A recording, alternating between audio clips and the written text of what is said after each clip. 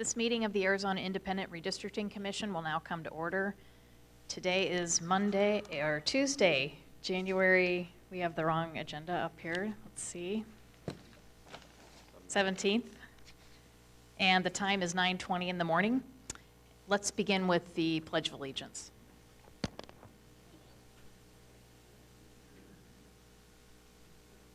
I pledge allegiance to the flag of the United States of America and to the republic for which it stands, one nation, under God, indivisible, with liberty and justice for all.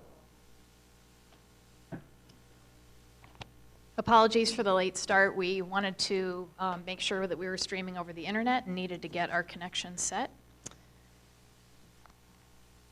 Let's begin with the call to order. Vice Chair Freeman. Here. Vice Chair Herrera. Here. Commissioner McNulty. Here. Commissioner Sturts. Here. We have a quorum. Other folks at the table include legal counsel Joe Canefield and Mary O'Grady, our mapping consultant Willie Desmond. Our court reporter today is Marty Herder, taking an accurate transcript of today's proceedings. Other staff include our Executive Director, Ray Bladine, our Deputy Executive Director, Christina Gomez, our Public Outreach Coordinators, Lisa Schnelling and Christy Olson, our Executive Admin Coordinator, Anna Garcia, and I think I've got everybody. Yes, Lisa and Christy. Oh, and our Chief Technology Officer, Buck Forst, wherever he is. Thanks everyone for being here this morning. Next item on the agenda is discussion and possible action regarding technical changes to congressional map. So I'm going to ask Mr. Desmond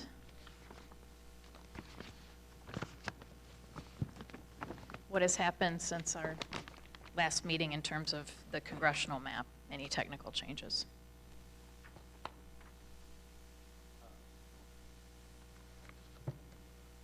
Since the last time we met, there haven't been any changes to the congressional map. The only changes to the legislative map were the swap of district number 1 and 14. But the congressional map is as it was Friday. Okay, so on the congressional, there have been no changes.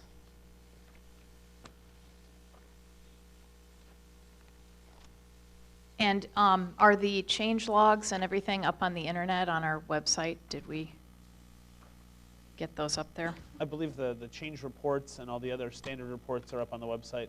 I'm not sure if the change logs are yet. If they're not, we can get those up soon, but you can compare the plan, the tentative final and the tentative final with technical adjustments. That's all available on the website.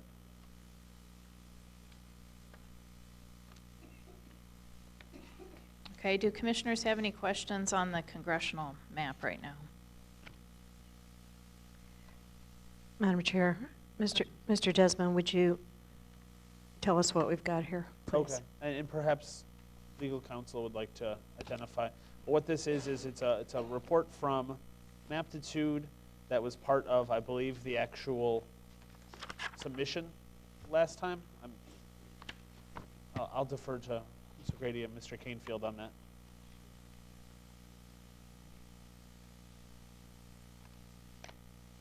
Madam Chair, Commissioners, the report that you have that's labeled, I think, Plan Components Report, is what was included. We followed the same format as the last commission did in terms of what was included in what they certified to the Secretary of State. So when they adopted the map, and then they voted to certify the plan to the Secretary of State with this document serving as that documentation. And it includes lists the districts in the plan and includes the census geography that's part of each district. I think if a whole county, and correct me if I'm wrong on this, Willie, if a whole county is in a particular district, I don't think they specified they didn't list all the census geography in that county, they just listed the county.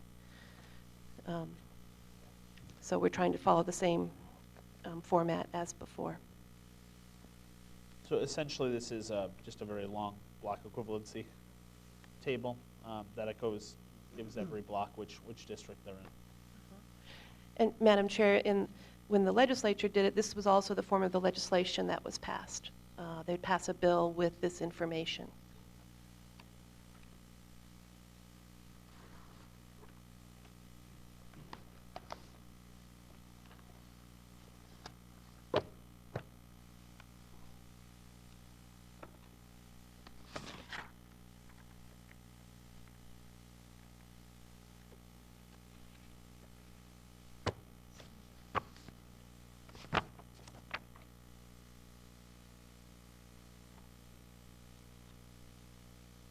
And then the other packet that you have with the map on the cover is just the same packet that was provided last Friday, just another one for your reference that has all the standard reports that we've done.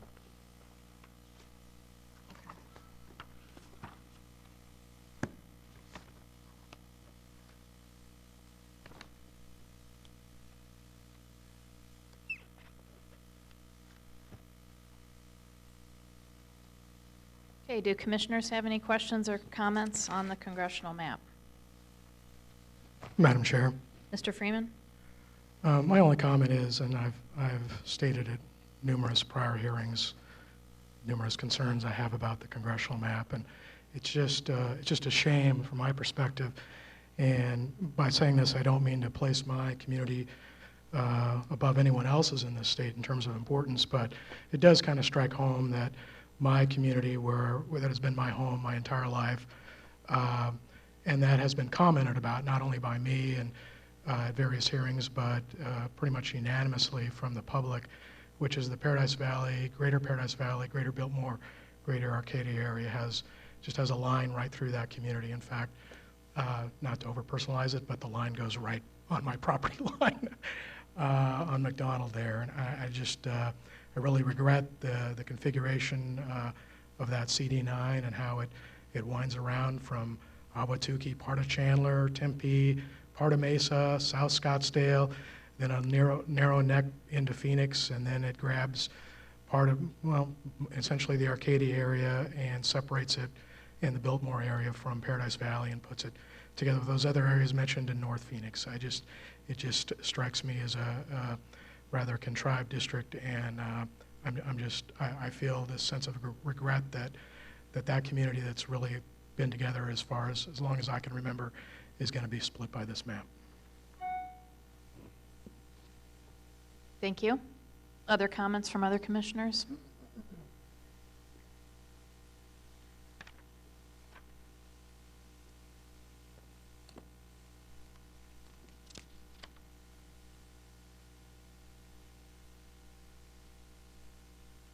And Mr. Desmond, in terms of technical changes with any of the individual counties, you've already dealt with all of that. There's no outstanding issues in that regard?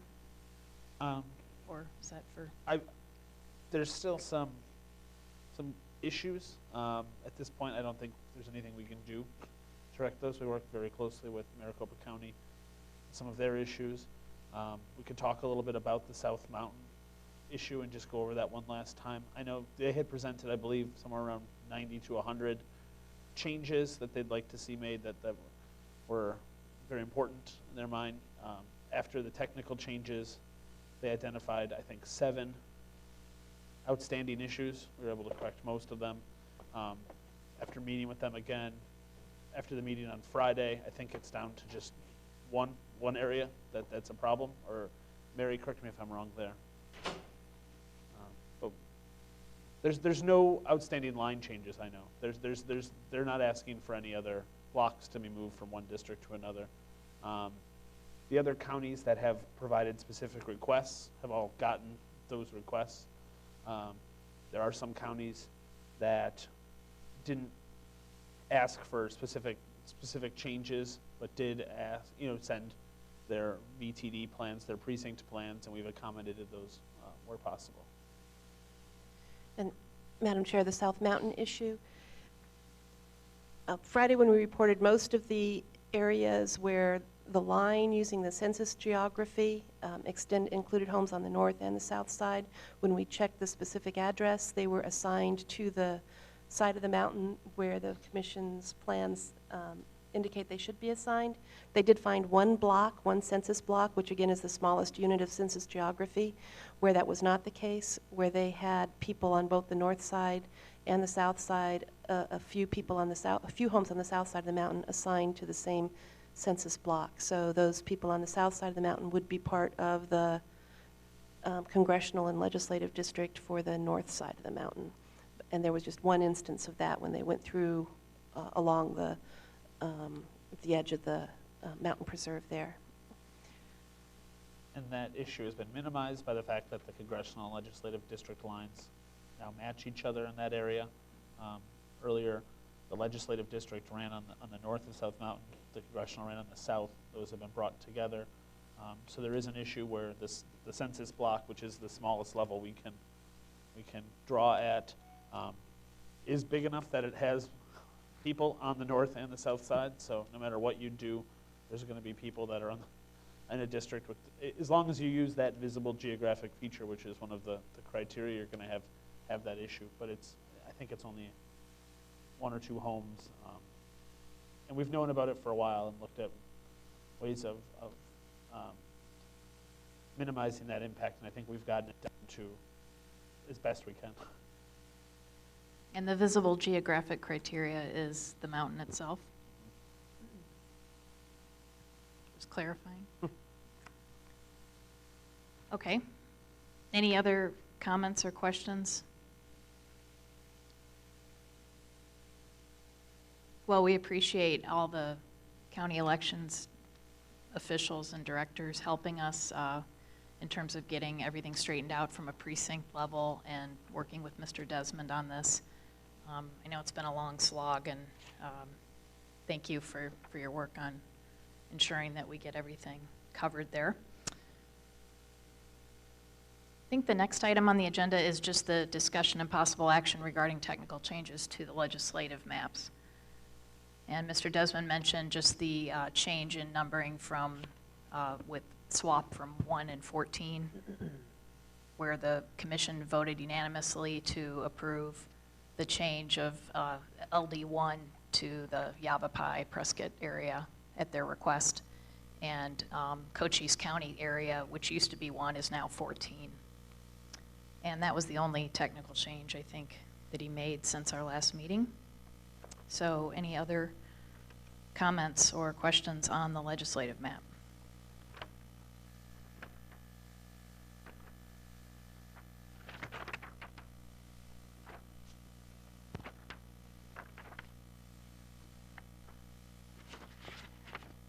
I'll just note that the packet you have with the map on front does reflect that change.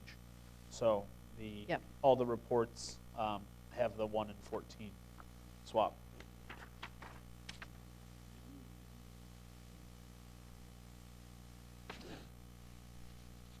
And those are not yet on the website, so anybody who's looking at the reports that are up there still will have 1 being the Cochise County and 14 being Yavapai County.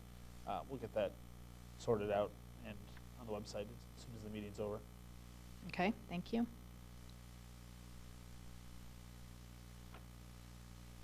I'm just curious on this plan components report. It says short format in parentheses. What's the long format? The long format was over 500 pages. Wow. I was told to bring a copy for all the commissioners. I'm like, that's 5 reams of paper. So the last commission used the short format also. I think the only difference is that the long format gives a line for every block instead of putting like 6 of them across. Oh, okay.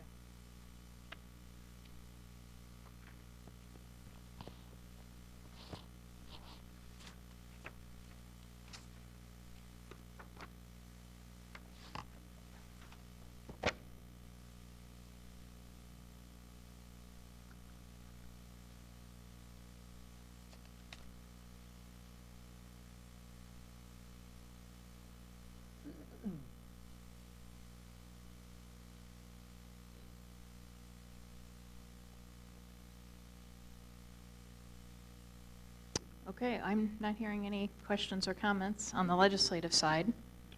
The next item on the agenda is discussion and possible action to approve final legislative districts and then also Number 5 is final congressional districts.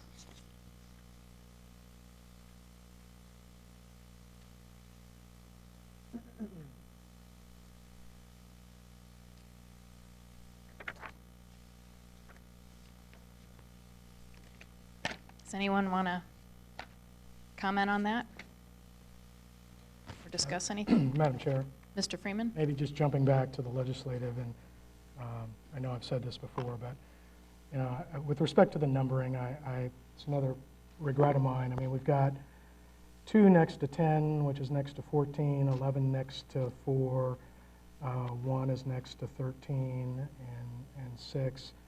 I mean, I wish there was a more systematic way that they are numbered. I can say when I applied to be on this commission that I knew where one incumbent legislator lived, and that's only because she was my parents' next door neighbor. And she was term limited anyway, so she wasn't around this go round. Otherwise, I didn't know where anyone lived, but just if you told me their legislative number, I would have sort of a vague general knowledge of that area where they're coming from. And we don't have that here. I guess over a 10-year period, if you study the map and you had that kind of memory, you would over time develop an intuitive knowledge of, oh yeah, 14, that's Cochise County and Graham and Greenlink County.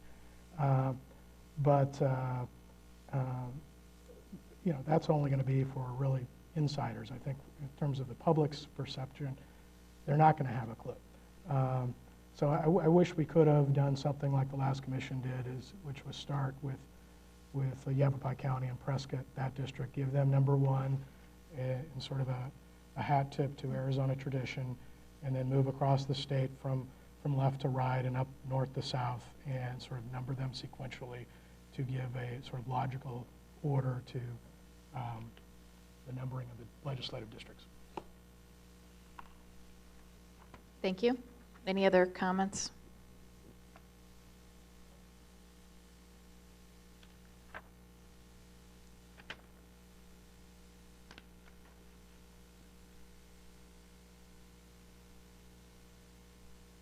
Madam Chair?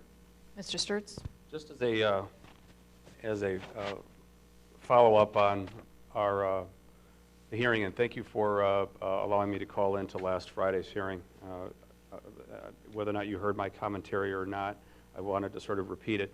It sort of goes back to the little follow-up of what Commissioner Freeman was sharing. It's sort of like the evolution of professional sports, where you know them by their colors and you know them by their numbers, but you no longer know them by who the players that are inside of their uniforms anymore. That's sort of where I'm looking at this in a legislative and congressional district. It's sort of been sort of thinking about this this process, in that we have a little over 9 years left on our terms on this commission. All of the legislators and senators that will be that are currently in office or will be elected into office this upcoming November will be termed out, and we will still be part of this process. So I can only equate it back to the idea that this is becoming more like professional sports, and that we're going to remember the numbers more than we're going to remember the players in the numbers. That leads me a little bit in support of what Commissioner Freeman was saying, was that the people that are living in their homes, that are living in their neighborhoods and communities, are going to be there long past the current legislators and senators that are representing them, and will live past us as commissioners.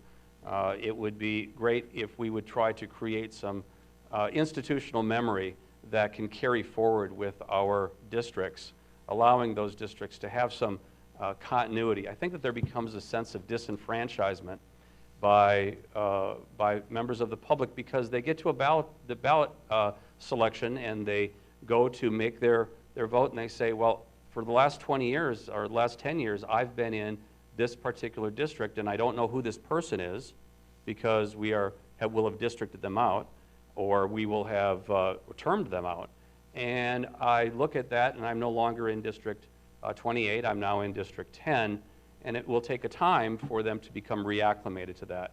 I think that it's a service that we should be considering to the members of the public to get them to have more continuity in their in their world. But this decision has already been made. The commission elected to not move on this last Friday, and to adopt the technical aspects of these maps and these adjustments, other than the flip-flop of 14 and 1, which is ceremonial at best. So I think that we are not serving the 6.5 million people that we were asked to serve when we took an oath at the beginning of this as stridently as I had hoped that we would. Thank you. Other comments? Madam Chair. Mr. Herrera? You know, we talked about it last week when Commissioner Sturts brought up the issue of the disenfranchisement when not giving them the numbering, when the numbering not being the way they want it to be. And to me, that's an argument that I don't understand. I mean, disenfranchisement isn't about numbering districts. Disenfranchisement is about having people's vote heard, and you have people's votes heard by creating as many competitive districts as possible. That's, to me, that's the essence of what our job is. Again, without creating as many competitive districts without making substantial any detriment to the other goals. And I think what we tried to do here is create as many competitive districts, but unfortunately we didn't do as many as I thought we could have. Again, I think we could have made one more district competitive in the congressional side, and definitely at least one more in the legislative side, and then one in the congressional side. So to me, disenfranchisement is about people's voice not being heard, not about the numbering. I think if you ask most people what their numbers are in the district that they live in, they probably don't even know. What they care about is who's representing them, making sure that that individual is representing them well and is serving the community well. I think that's the essence of what we're trying to do, and making sure that again, we create as many competitive districts as possible. And that's been my only regret, that we weren't able to create as many competitive districts because of the you know, the compromise that we've been doing since the beginning. So, and those are my 2 cents. Thank you. Thank you. Any comments from other commissioners?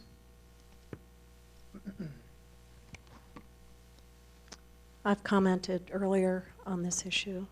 I won't repeat my earlier comments. Madam Chair. Mr. Freeman?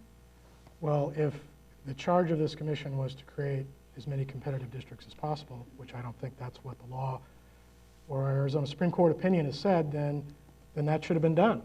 And I'm not sure where the compromise was. I think we hear this word compromise, and what it means is the Democrats, well, it means the Republicans get absolutely nothing, the Democrats get everything, but say they're not getting everything, and that's the compromise. That ain't a compromise. I've handed the laser pointer around many times at prior hearings, asked that these compromises be identified, and no one did it. There has been no compromise. These are essentially the Democratic maps that are being implemented by the commission today. Madam Chair? Mr. Herrera? I think the facts are pretty simple, and I think Commissioner Freeman appreciates facts. But let me just quickly say, we have 30 congressional districts, legislative districts in Arizona. 16, I mean, and these are facts. I mean, just look at the numbers. 16 are heavily Republican, 10 are Democratic because of the Voting Rights Act. And again, I thank God for the Voting Rights Act, or else we probably wouldn't have any. And then we have 4 competitive districts. If somebody can explain to me how these are Republican maps, I will, excuse me, how these are Democratic maps, I'll apologize. And also, you look at the congressional side, Mr. Freeman says that they're, again, Democratic maps. 4 solidly Republican districts out of 9. 2 Democratic districts, again, because of the Voting Rights Act. And then we have 3 competitive districts. And as I said before, when you have the way it is, I'm going to focus on the congressional district, congressional side. Worst case scenario for Republicans, they only win the 4 that they have a stronghold on. And Democrats win the 2 majority-minority districts plus the competitive ones for a 4-5 split. Worst case for the Democrats, the Republicans win all 4 of them that they have a stronghold in, and then the 3 competitive districts for a 7-2 split. So if somebody tells me, if somebody can prove to me, just using the facts, how these are Democratic maps, I will yeah, I'll apologize and say, you know, you're right. But the facts are what they are, and the facts don't lie. So if people can talk about all they want, that these are Republican, these are Democratic maps, the facts are clearly not on their side. Madam Chair. Mr. Freeman? Well, we'll see how the vote turns out in a few minutes, whether it's a Democratic map or it's a bipartisan map produced by this commission. If you want to talk about facts, then let's talk about the percentage of registered Democrats and Republicans in this state. There's a material registration advantage for Republicans in this state.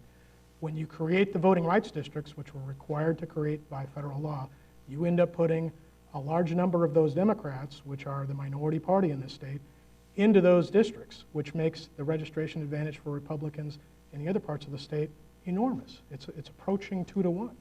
And yet, congressionally, you claim that you've managed to pack as many Republicans as you could into 4 districts, to pack them away, totally disregarding the virtues of competitive districts, which we've heard so much about during this commission. It doesn't apply to those Republicans in those districts and those Democrats who find themselves in this district. Competitive districts, meaningless to them. And then you claim there are 3 competitive districts. Well, let's look at 9, the highly contrived District 9. That district in 2010, which was a high watermark for Republicans nationally and in this state, where Republicans won this supermajority in the legislature, which has never happened in the 100 years of this state, that district would have elected Terry Goddard as governor. And keep in mind, Republicans won all the statewide races in 2010. It would have elected Felicia Rodolini as the attorney general. And in 2008, when Arizona had its own senator running for president as the Republican nominee, it would have elected Barack Obama. Now, Democrats call that a competitive district. We'll see. In Congressional District 1, which now runs along the eastern side of rural Arizona, and also this time picks up Tucson suburbs of Marana and Saddlebrook and Oro Valley, that district over the last 10 years, or the prior version of that district, had been competitive. It had changed political hands at least twice. Within 2010, again, that high watermark year for Republicans, Representative Gosar winning with less than 50% of the vote. Now more Democrats have been piled into the new version of that district, such that the Democrats hold a 10-point registration advantage. And from what I understand, Representative Gosar is considering moving from, I guess I've since learned lives in Flagstaff area, to Prescott. Again, that is what the Democrats call a competitive district. So I don't think, again, as I noted at the beginning of today's hearing, I think we've split communities. We split my community. This is, I've asked the commission multiple times, show me where the compromise is, show me where there's some contribution to these maps by Commissioner Sturts or myself, and it never happened. So we'll see what happens. I'm sure we'll vote on the maps in a little bit, and we'll see whether it is the Democratic map or whether it's a bipartisan map produced by this commission. Madam Chair? Mr. Sturts? I'd like to respond to Commissioner Herrera's request of asking if you can show how these maps are. Commissioner Herrera has said from the beginning that he wants competitive district. He wants competitive districts. That's what he wants. We don't have enough competitive districts in this map. This is no way. The funny part about this is that there has been a consistent majority on this commission that has excluded the 2 Republicans for the design of these maps. Therefore, Commissioner Herrera, if you wanted competitive districts and you say that there are not enough competitive districts, then your own majority that you've helped create on this commission has failed. Correct? Therefore, so I find it a little disingenuous to keep harping on this concept of I'm not getting what I want, yet I've been in the majority for the last 11 months. So, Madam Chair, we're gonna vote on these maps shortly.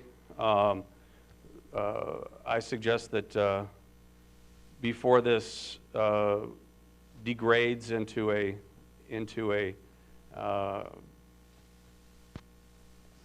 contest of words that are not going to be meaningful to either the public or to the commission, and will positively not make any change at all to the maps, the 6 constitutional criteria that were outlined were readjusted by the majority of the commission, and we can debate that. We've debated it for the last 9 months. We've had hundreds of hours of commentary and testimony. We've had thousands and thousands of documents from the public. I just received another delivery on Saturday with new information from the public saying, please don't split this district, and please don't disenfranchise this group, and please don't do this. Yet all of those are not happening. So before we start going and rehashing issues that we've gone through before the chair, this is a decision that the chair is going to be making. There are 2 votes on the Democrat side and 2 votes on the Republican side. This is why I believe that the whole process is in my opinion, substantively flawed, because it is one person in the state of Arizona that is really the linchpin in making the decisions on where the congressional and legislative map lines are.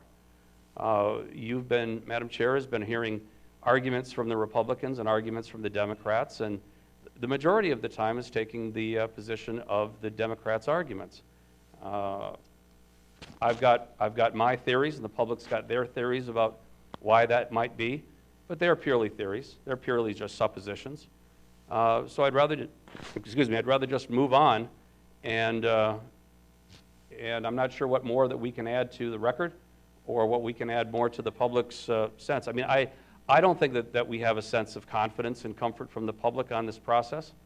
I don't think that we've got a sense that Proposition 106 has been effectively managed. I believe that even by virtue of when the Minority Leader Campbell came up and spoke in front of us, and he was talking about how the previous commission, who didn't have it wasn't born with all the influences that we were born with, as far as investigations and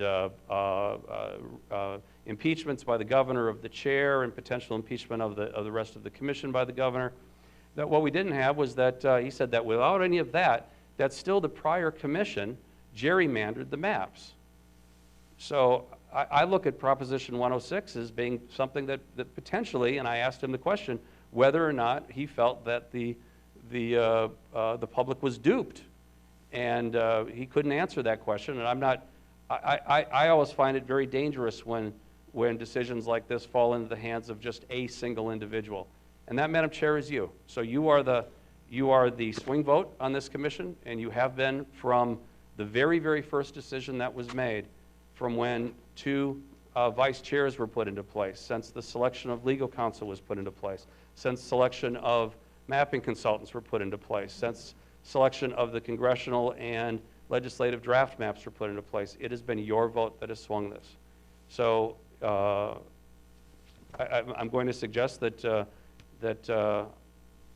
we wrap this up and allow the folks that are looking to run for office to get their arms around their new districts and their new numbers and their new potential constituents, so that they can begin to move forward and run for these offices in these districts that have been created.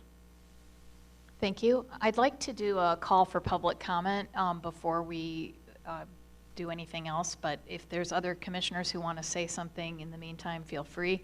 I only have one request to speak form, so if there are others who wanted to address the commission at this time, if you could fill one out and get that to our executive director, I'm sure he'll bring that up. So in the meantime, is there anything from other commissioners?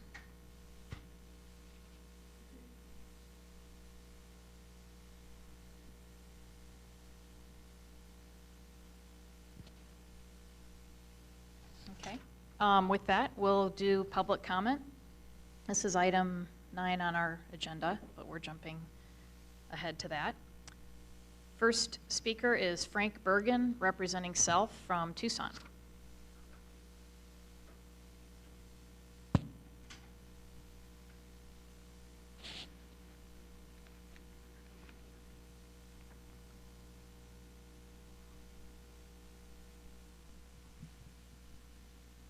Madam Chairman, Commissioners, Good morning.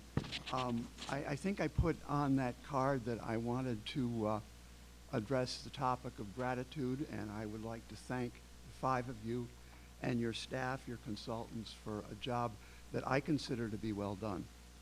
I have attended enough of these meetings and paid enough attention outside of the meetings to realize what an incredibly difficult job it has been.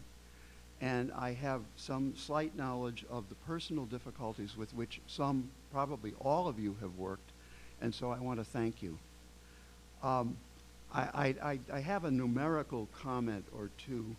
I'm not sure that it was my name that I heard mentioned a little while ago, but someone said something about professional sports. Well, I've never been involved in professional sports, but for 9 years in Sacramento, I was the manager and the sometime catcher on a men's slow pitch softball team. And I chose, for some reason, and I don't remember the reason, to wear number 6, and it had nothing to do with Joe Torre, and it was long before he began to manage the Yankees. At any time, I could have changed my number. I might have chosen 37, which Casey Stengel wore managing various teams over a lot of years. However, I think that on the field and wherever the team gathered, people knew me by my face. And probably half the people on the team would not have been able to say what number I was wearing. Currently, I'm in Legislative District 30 and Congressional District 8. When this process ends, I will be in Legislative District 10 and Congressional District, now wait a minute, it's the other way around. It's Congressional, see, it doesn't matter really. It'll be Congressional District 10 and Legislative District, well, you know, the numbers don't matter. What does matter to me, as I said the very first time that I spoke to you, is that I will be in 2 competitive districts. And that's one of the things that I want to thank you for. I'm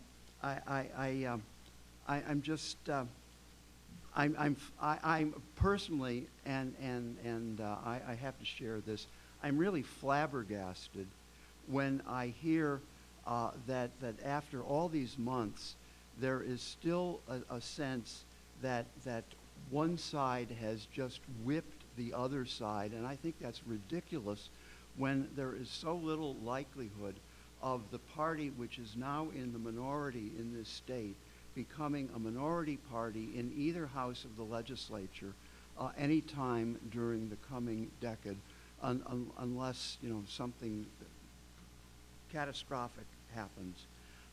So I just think it's time to get on with it, and if I were sitting up there, I would have called the question. But instead, I just call on all of you to you know, bear up with one another, and then I never did get a chance to get that bill into the legislature last year, maybe this year, to send you all on 3-month vacations in five different points of the compass. But thank you all very, very much. And thanks, you know, thanks for giving me the opportunity to speak. As is probably pretty obvious, I love to talk. Thank you. I claim Hawaii. Our next speaker is Bill Engler, representing Self from Maricopa. Thank you, Madam Chair, Commissioners. My name is Bill Engler, E-N-G-L-E-R, and I live in Anthem. I've spoken on numerous occasions before this commission. I've always spoke towards competitiveness because I think that's very important. I came into these hearings in a district that's overwhelmingly Republican, and I came out in districts that are overwhelmingly Republican. Now, that's not your fault. There's nothing you could do about that. That just happens to be because of where I live. And I'm just up here today to thank all of you. I know you've had a thankless job, and that includes your staff, the mapping consultant, the attorneys. Nobody has come out of this unscathed.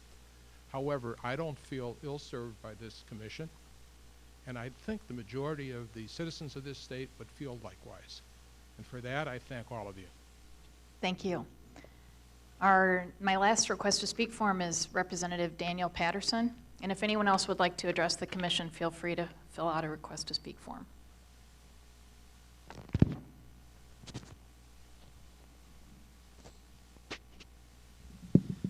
Thank you, Madam Chair and Commissioners. I've spoke to you a few times throughout the process, and looks like you're finally wrapping it up, so I want to salute your efforts for the public interest in Arizona. Always a tough process, but I'm just here from Tucson today to point out one technical mistake that still seems to exist on the map, which is a split precinct, precinct 46, and you may want to fix that. That's in the, right now it's cut in half by 22nd Street, and up until December 23rd, the commission had that precinct whole within LD2, and then there was an idea to just make the line straight on 22nd Street, and that, I think, had the unintended consequence of cutting precinct 46 in half. The neighborhoods on both of that side of 22nd Street also are connected. The neighborhood association boundaries go north of 22nd Street and south, and some constituents raised this to me this weekend, and I said since I was going to be coming back to Phoenix today to the Capitol, I would try to raise it in front of the commission and see if you could make that technical change to not split precinct 46. I know the commission was looking at making sure that precincts weren't split, and that one still seems to need to be fixed. So my recommendation would be for the commission to go back to what you had until December 23rd and put all of precinct 46 back into LD2 to respect the connected community there, and also the keeping the precinct from being split. Thank you very much. Thank you. After public comment, we'll talk about that and see what the situation is. Our next speaker is Gary Boney, representing Salt River Pima Maricopa Indian Community.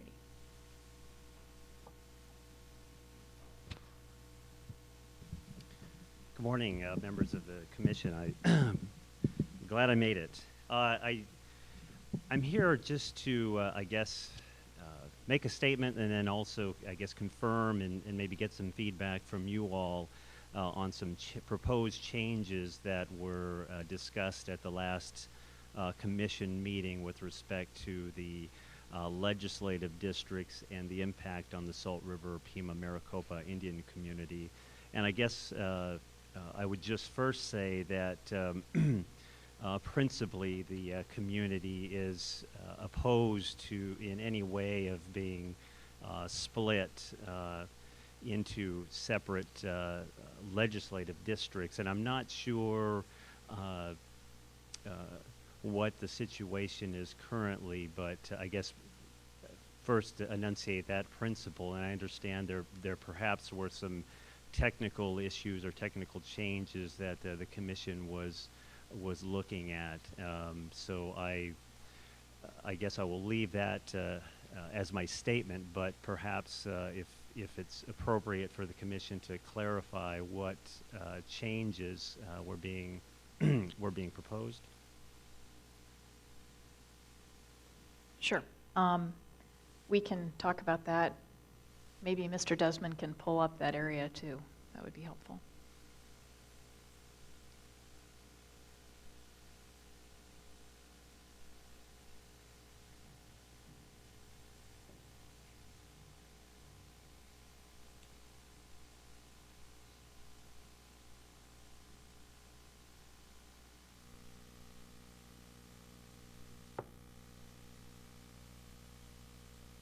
So the splits are primarily on the southern side of the reservation.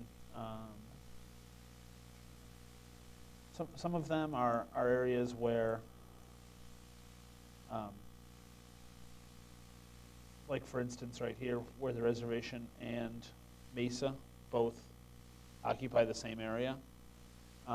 The other ones are ones that were designed to accommodate some of the Maricopa County precincts. All of the splits are unincorporated areas by and large, and all of them are 0 population. There's no split off population. If I turn on the Maricopa County precincts, you can see we were trying to follow their line. Also, this area is by and large the same area that's split off under the current legislative districts, a little less actually, but it's kind of, it's very similar to that, if that makes sense, using the same border that goes along the reservation now. It was my understanding from the folks in Maricopa County that their border of the reservation looks closer to how we have it, but this does split the reservation as defined by the census. It's something we've looked at. We could move the line back without affecting any population. The only thing that would have to happen is we'd probably have to print another one of these components reports. And just to clarify, I guess if I could, is currently the legislative district that the community is located in, or is it whole in terms of respecting the boundaries of the reservation? I think that's legislative district 23 currently.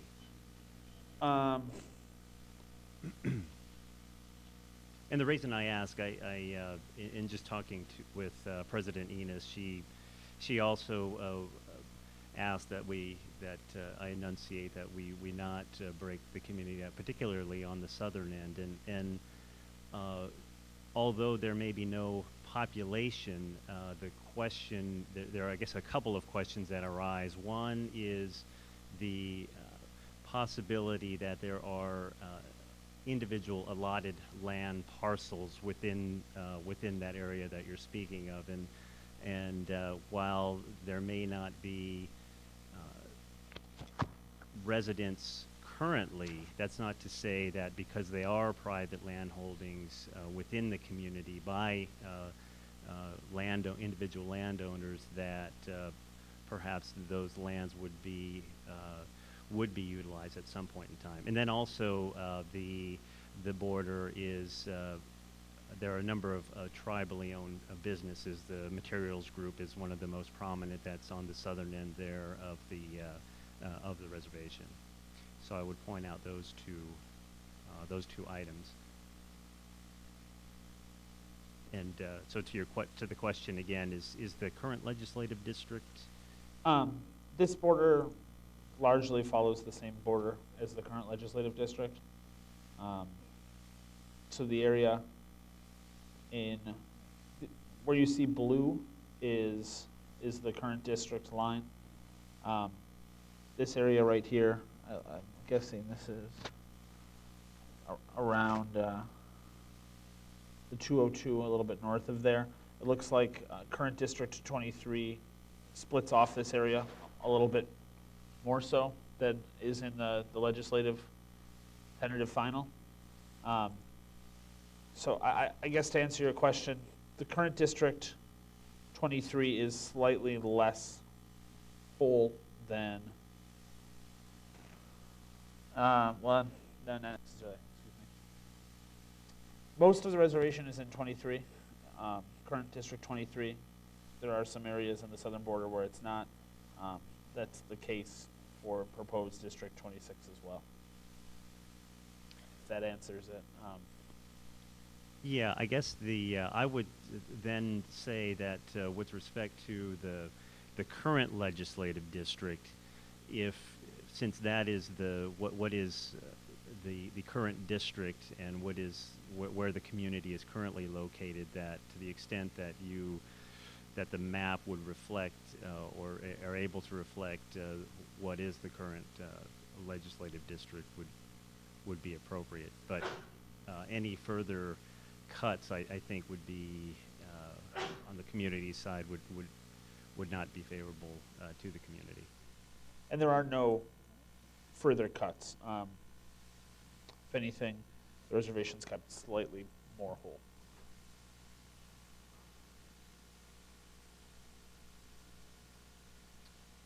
Thank you. Thank you. So Go ahead. I was just going to say, just to make sure we're totally clear here. So this blue line, this is the current district. Right. The green line The black line below it are, the green line is the Maricopa County precinct, the black line is the legislative boundary as we have it drawn.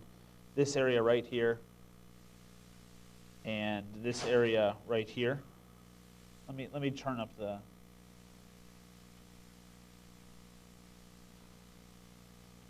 opacity of them. So this area and this area are the ones that are not in the district. That's the split, as well as a tiny portion right here, and then this portion that sits in both Mesa and in the reservation. The green line, again, is the precinct line. The black line, which I'll make a little thicker so you can see it underneath easier, is it's our border. And the current legislative line all run the same area. The current legislative looks like it comes down here into Mesa a little bit. Ours doesn't. Ours follows right along the reservation border there. And then the other area, I guess, of divergence is again right here, where it looks like the current legislative splits off a little bit more than we do. But just to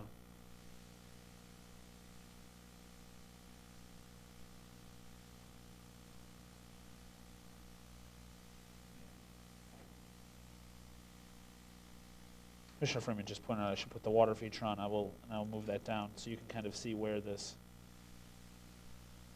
river runs and some of the discussion. But just to be clear, these are all zero population areas.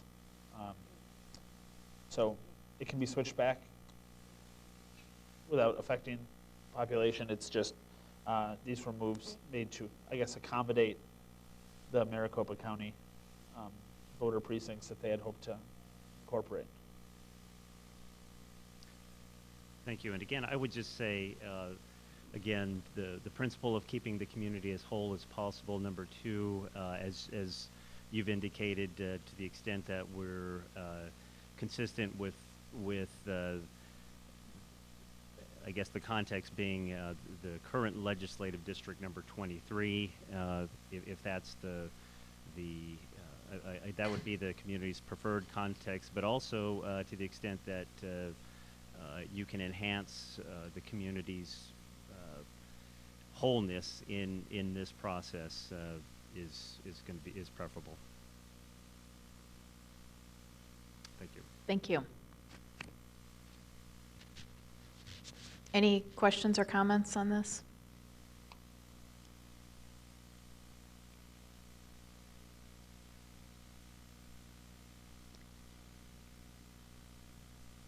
Madam Chair. Ms. McNulty? Ms. O'Grady, do you have any comments?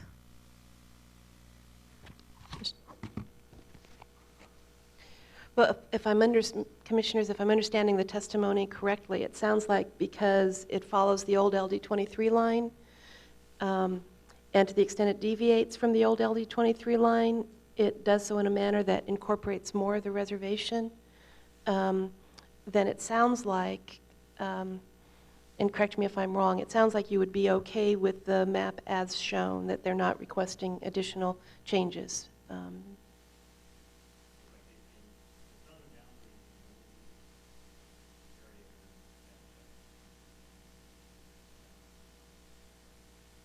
That's correct. Okay.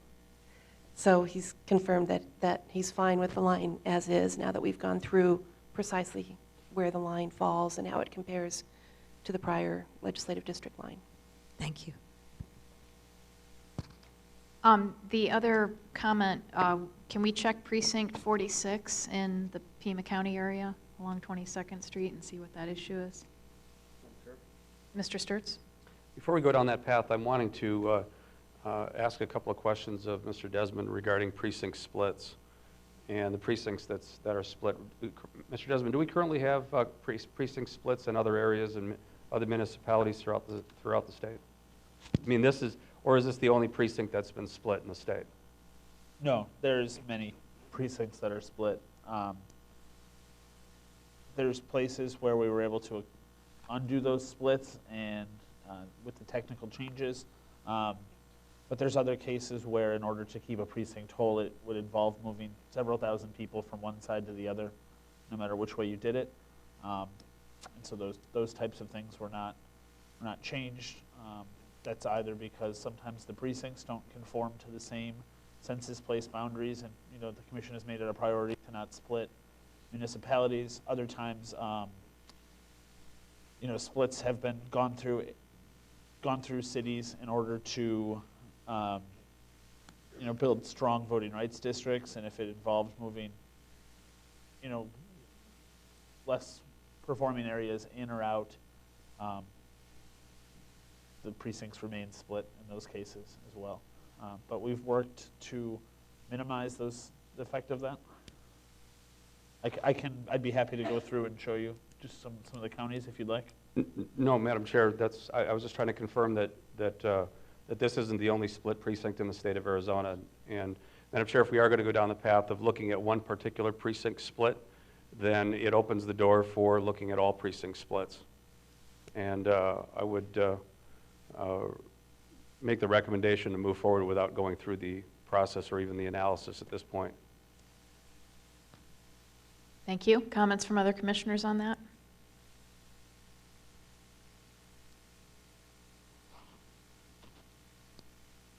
Madam Chair, I agree with Mr. Sturts. Okay, thank you. Any other comments?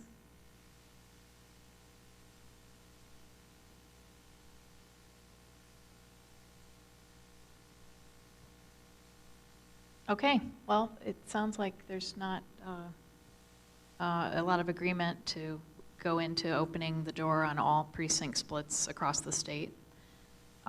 So we will move on, unless there's anyone else who wanted to address the commission from the public.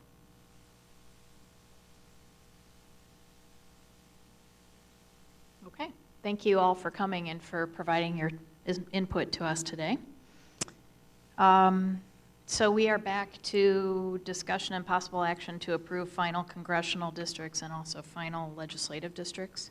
I did just want to mention one more thing about Okay, the legislative Mr. Desmond. districts. When you created the tentative final maps, you asked us to analyze an alternate version that had a slight tweak in Scottsdale. I just wanted to mention that we did analyze that. It's roughly the same, but slightly lower on some of the voting rights measures. Just to put that on the record, that was something we looked at. The reason it hasn't come up is because no one's asked For it. to look at that. Yeah. Okay, thank you. Any comments or questions on that or anything else?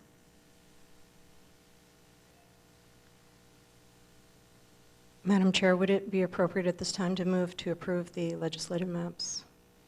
It would. I would accept a motion.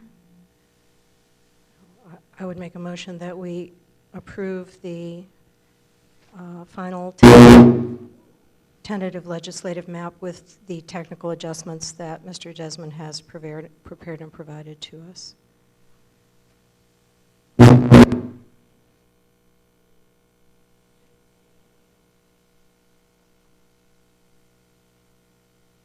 Is there a second?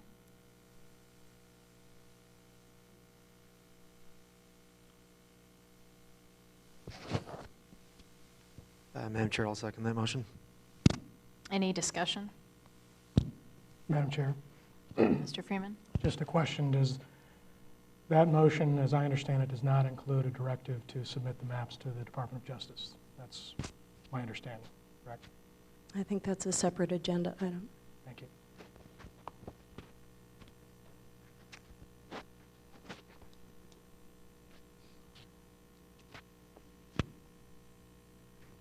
And I would just like to ask legal counsel too, to confirm that it's okay that we proceed on this particular agenda item at this time.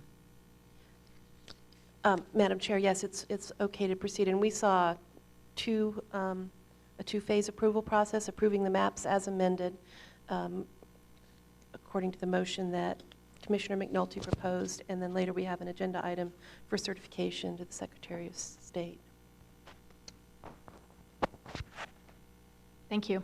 Any other discussion? Madam Chair, Mr. Herrera? will the vote to send the final map to the Department of Justice, will that take place at a later meeting, or does it take place today? My understanding is, well, that's a good question. I'm not sure. It's a question for legal counsel.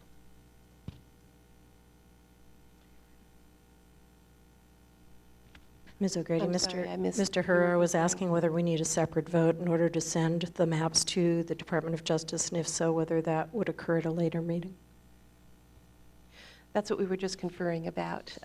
We hadn't included a separate agenda item on the direction to refer to, for us to submit to the Department of Justice, but we all understand that we have to submit to the Department of well, we have to, Commissioner Freeman's shaking his head, we have to get pre-clearance under Section 5, which might involve Department of Justice or could involve a litigation. So let me confer with Joe for a moment on that issue, if I may. But I would recommend that you go ahead and vote on the motion that is on the table, which is for approval of the legislative lines. The motion on the table is for congressional, isn't it? It's Legislative. Okay. She said legislative, so she's right. Okay. Okay, any other discussion?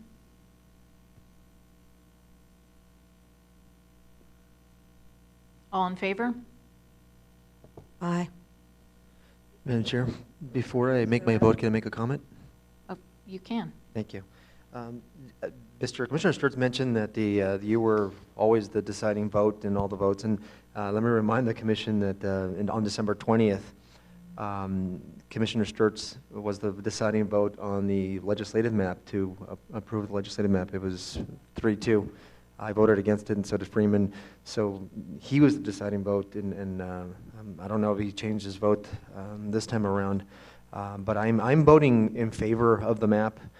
Again, I have some reservations because of not being able to create an additional competitive district, especially in 28. But as I said before, I think the legislative map is a solid map that had the ideas of, well, I think it was, nobody will dispute the fact that I think it was Commissioner Freeman and Commissioner McNulty that put together this map together. And I think, again, these are solid maps. And the reason I'm voting for them is because we've come so far. I don't want to come back. I want to move on with my life and spend time with my family and go to work. So I will be voting for them when I previously voted no for this particular map. So my concerns are still there. But again, these are maps that will clear Department of Justice. These are solid maps, and I am voting for them. Any other discussion before we continue with the vote? Madam Chair, Mr. Freeman? just to correct the record again, there is none of Commissioner Freeman in this legislative map. When we penciled out, originally going way back, Commissioner McNulty and I had different maps, and the chair had asked that we try to combine them. And it was even suggested that Commissioner McNulty draft Southern Arizona and Commissioner Freeman draft Northern Arizona. Well, the lines in Southern Arizona remained virtually unchanged. There were only minor changes to Southern Arizona. In the rest of the state, whatever remained of my input eventually, over time, got completely washed away. There is nothing of Commissioner Freeman in these maps. And when I say, and that is supported by the record, and you know, the Constitution requires the commissioners to conduct themselves in an honest way, one that will build public confidence in the process.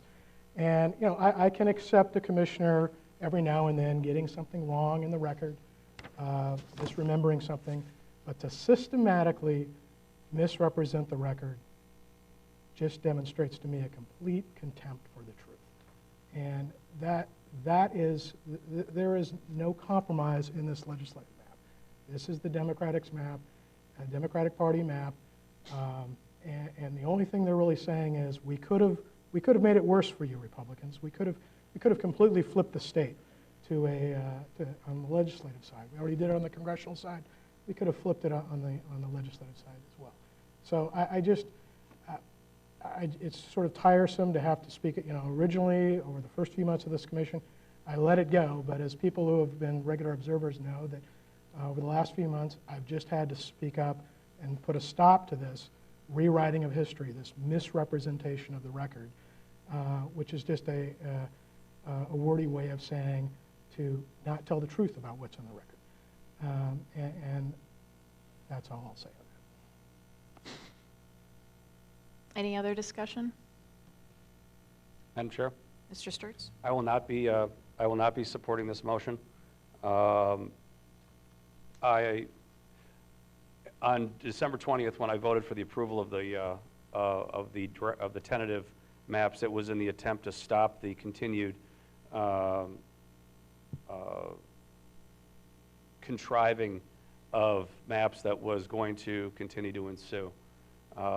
So I will not be supporting this. I think that all of this, as this comes to a close, is I'm filled with only two words, and that's joy and disgust. It's been a joy to serve with my fellow commissioners and will continue to be. Yet the process that we have gone through has been one that has been one that at the beginning was in my hopes of collaboration, and it turned into one of not compromise and not collaboration and not working together as a team for the betterment of all of the citizens and the voters of the state of Arizona. I think that this commission was masterfully designed to grant one person, unfortunately, ultimate power to affect the franchise of the people of Arizona. And I will not be voting for the approval of this map, and nor will I be, since I won't make comment on the next map until that time. So I vote no. Okay. So I don't know if we've fully voted yet. Is there any other discussion? Okay. So, Yeah, I'd like to say one item. Mr. Herrera? When we started this whole process, well, let's start from the beginning when we were debating on whether, on who to appoint as the chair. And it was pretty contentious, because we had a lot of good candidates to choose from from the independent side. And one of them is sitting back there making a paycheck, and I'm sure he's pretty happy with it, and the fact that he's not sitting here. And we were going back and forth, and I remember, obviously you ended up being the person we selected, and you've how many? I don't know. It's been many months now, 8 months, 9 months that, you've acted like the independent that reason we nominated you because of that, because I think you were pretty independent, and there's no given, oh, she's going to vote for the Democrats, oh, she's going to vote for the Republicans, and you've given me a lot of headaches in the past 8 months. 9 months, and I'm being honest, and you probably already know that. Because you were independent, you gave me headaches, and I've gotten gray hair because of that, and I've gotten angry because of that. But you know what? That's what you were supposed to do. You were supposed to upset people on this commission, and if there's anyone in this commission that's not upset because of your actions, then you didn't do your job. You upset me a couple times. I'm assuming you upset Freeman a couple times, and Sturts, and even McNulty. But that was your job, and if I gave you a hard time ever, I apologize. But that it was well deserved, I think, the hard time I gave you, because again, you were the independent, and I'm happy with the decision we make. We could have gone either way, and you are truly an independent, and I thank you for it, and I wish you the best. Thank you. Any other comments, discussion? Madam Chair. Ms. McNulty. I agree with everything Mr. Herrera just said. I don't want by my silence, although I tried to remain silent, to suggest that I in any way agree with the record that Mr. Freeman and Mr. Sturts are continuing to make. I think our record will stand. It speaks for itself. I regret the comments that they made about lack of truthfulness. I think that's shameful, frankly, and I'm disappointed by that. That's all I have to say. Okay, so any other discussion? So let's start from the beginning. All in favor? Aye. Aye. Aye.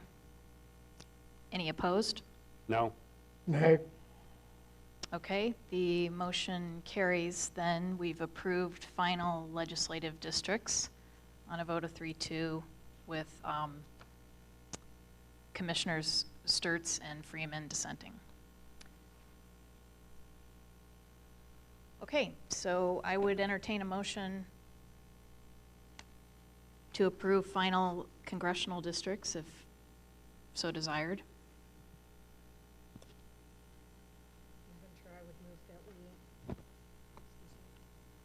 Madam Chair, I move that we approve the tentative final congressional map with technical adjustments as prepared and described to us by Mr. Desmond. I second that motion. Any discussion?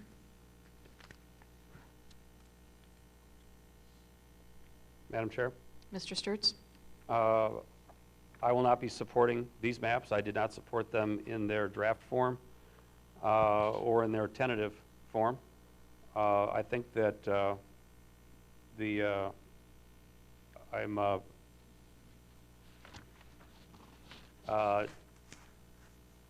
disappointed by a variety of things in these maps.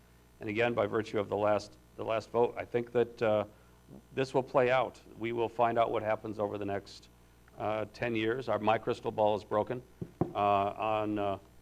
For 2 years ago, we had 5 Democrats sitting in Congress and 3 Republicans, and in 2010, we had 5 Republicans and 3 Democrats. I'm hoping that we see that sort of watermark set where we can see a broad range of competent individuals that are representing us in both the legislature and in the House of Representatives in Washington. These maps in certain districts are very similar and have made great strides in bringing together the Indian nations, which was something that I think was a great stride. I think by bringing those nations together into one district will be very beneficial to the First Nations.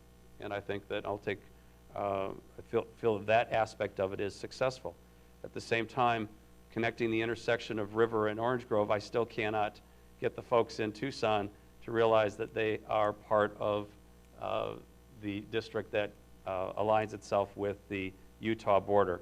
And obviously I did not argue my position strongly enough, and the enormous amount of testimony that we received from Oro Valley and Marana wanting to stay connected to greater Tucson area, and what is now Congressional District 2 fell on deaf ears. That being said, I will not be supporting this motion. Any other discussion? Madam Chair, Mr. Freeman? the voters of this state did not get what they bargained for in this commission. I think this commission has been totally gamed before the commission even wasn't fully impaneled. It's been a result-oriented process all the way through. I started tracking my time in May, and I was a little conservative with it, and I had about over 850 hours sunk into this commission. I think it's been largely a waste of time. We could have cut through a lot of what we did a lot sooner rather than go through the motions of putting on this theater. The gig was up with selection of legal counsel. That was a result-oriented process, even been referred to as a rigged process. It continued with the selection of the mapping consultant, and I believe it continued with the production of the final maps. I expected that the commission would work together collaboratively, that we would apply the constitutional criteria in an objective, fair way, that instructions would be given to the mapping consultant to take our grid map, which was developed after a series of coin flips, so it introduced an element of arbitrariness into the initial grid map. But then, as the Constitution requires, those grid lines would be adjusted by applying the 6 constitutional goals to the map. And I thought we would do that in an objective, fair way, apply the criteria one after another, have the mapping consultant produce maps, show us options of how applying those criteria would affect the grid map, and we would proceed forward, that the commission then would probably have to deliberate and identify communities of interest in the state, have a discussion to determine whether we would recognize that community of interest, whether a particular change to a map or a line would disrespect that community of interest. And I believe that the commission would also deliberate after preparing a sort of baseline map that would show the public how the first 5 constitutional goals could be met, then to determine whether we could further tweak that map to create competitive or more competitive districts statewide, not in any particular area of the state, but statewide, to be fair to all the voters in the state, without causing a significant detriment to the other goals. That never happened. We never applied the criteria in that fashion, although I attempted to do so in developing the maps I developed, which went nowhere eventually. We never created the baseline map to determine how the first 5 goals could be achieved. We never really deliberated on communities of interest around the state, except in perhaps an ad hoc fashion or after the fact, after the map had been created, going back and backfilling the record with a discussion of well, that actually respects a community of interest. You know, these constitutional goals were applied, if they were applied differently in different parts of the state. In one part of the state, it was, you know, we can assemble communities of interest however we want, no matter how different their interests may be. As long, you know, it's 1,000 points of light, as long as we don't split them, it's okay. But in another part of the state it was, no, we haven't split these communities of interest, but they just don't fit with another part of the state. So we're not going to put them with that part of the state. So it was different criteria being applied sort of arbitrarily in different parts of the state. So and I believe what ultimately occurred is that there were maps already out there, Democratic maps, that were essentially just drawn by the Democrats, registered Democrats on this commission. And then we just went through this process to appear to be listening to the public, to appear to be making responsive changes to the map, perhaps even, to be clever, needed changes were sort of built in to the initial draft maps, because that sure seemed, I know when we went through the second round of public comments and I was listening to the public, I could pretty much check off, you know, this change is an obvious change, it will be adopted, it's being proposed by a Democrat, it will be done, and it was done. And we eventually ended up with 2 Democratic maps. I don't know whether we'll do a separate vote today on the submittal to the Department of Justice or the U.S. District Court for the District of Columbia, but assuming that does occur, you know, I have concerns there, and I might as well voice them. You know, last week the commission had 3 hearings, and the hearing on Monday began at 5 o'clock in the evening, and it was a hearing, as I talked about last week, I won't belabor it, where I had less actual notice of the hearing than the public had sort of constructive notice. So I could not attend, and it was the first, aside from the week when my son was born in December, it was the first hearing that I missed, but I was able to watch most of it online from various locations. So I had the same sort of vantage point that the public had. And here's what transpired last Monday. Last Monday, the commission had a presentation by Dr. King, who is a Harvard professor that the commission retained to perform a racially polarized voting analysis. He made his presentation, he presented his data, and the takeaway from it that I got was, well, your districts, congressionally and legislative, look pretty good, but it would behoove the commission to further analyze ways the map can be configured to make sure we can demonstrate to the Department of Justice that there's no better way, really, to construct these districts. And after that presentation, Mr. Canfield, who was in attendance with his consultant, Mr. Adelson, who was the DOJ lawyer 10 years ago who wrote the objection letter to Arizona, he asked that the commission go into executive session to obtain legal advice on the maps. And then the commission went into a 3+ hour executive session. And I was not on the phone, I I had my laptop with me or my phone and was trying to observe, and there was nothing for me to observe. But what happened after that 3+ hour executive session is the commission came back, and as it has done in the past, as is its habit and practice, it goes into these long executive sessions, comes out, and then there's just a result. And what happened, there was no deliberation, no discussion. And the result was that Commissioner McNulty recommended that certain changes be made to the legislative map, be explored with the mapping consultant. So I guess what the public could infer from that is there were concerns raised as to the legislative map, or maybe both legislative and congressional, I don't know. Well, the commission never pursued those changes. At the hearing on Tuesday evening, which I was able to phone into,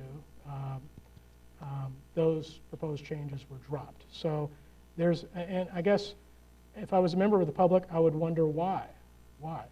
And is it because, you know, the deal has already been done with the Obama administration? Is it because the Department of Justice is going to give Arizona a pass? Madam Chair? You talk about theater, Stop. and this is Mr. exactly Herrera, what you're doing. Excuse me, I'm Stop and speaking. let Mr. Freeman finish. Is you know, are they going to give Arizona a pass because basically Arizona's got the Democratic dream maps that are going to be enacted? And I wonder, and if the commission is going to be about doing things open in the public, then, you know, I'm not going to support that the maps be submitted to the Department of Justice. I'd rather have the commission instruct council to submit the maps to a court of competent jurisdiction, the United States District Court for the District of Columbia. That's one of the options under the law that we have.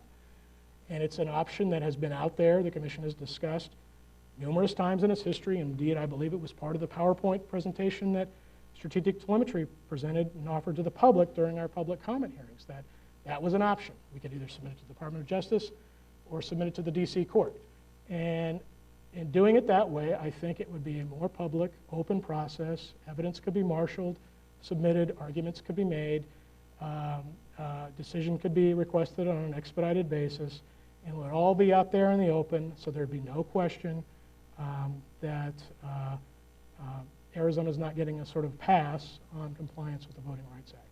So I would not support the congressional map, and when and if we get to a motion on submittal for voting rights compliance considerations, I'm not going to support that the maps be submitted to the Department of Justice. Thank you. Any other discussion? Madam Chair, Ms. McNulty? in response, I need to say a few things. First, I disagree with everything Mr. Freeman just said. Second, I think the record will demonstrate that what he just said is incorrect. Third, we made every effort to collaborate and compromise.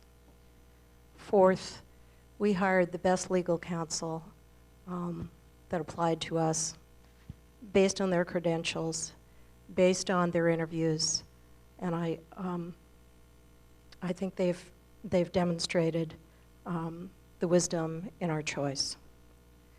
Fifth, we hired the best mapping consultant that applied to us. We hired them based on their credentials, based on their application, based on their interviews, and I think that they have more than demonstrated their worth and the wisdom of that choice. We have worked, we have spent hundreds and hundreds of hours on this commission. The two Republican commissioners have had enormous impact on the work that we have done. I understand that they're dissatisfied with the result, although looking at the maps and the way the districts are, looking at the registration in the districts and the voting performance in the districts, both on the congressional and legislative side, although I do understand that they feel the need to make their record, and I don't understand how the Republicans in this state could feel that the maps that we have drawn are anything but fair. As I said a few minutes ago, I regret some of the characterizations of the motivations of the work of the members of this commission and our work. I think those are wholly incorrect, wholly inappropriate. I understand getting carried away with the mission, and I think that that's where we are here. I don't want to debate that, but I do feel, given the very vigorous efforts that my fellow Republicans, my fellow commissioners on the Republican side of the aisle are putting into making a record today, that I at least have to make the comment that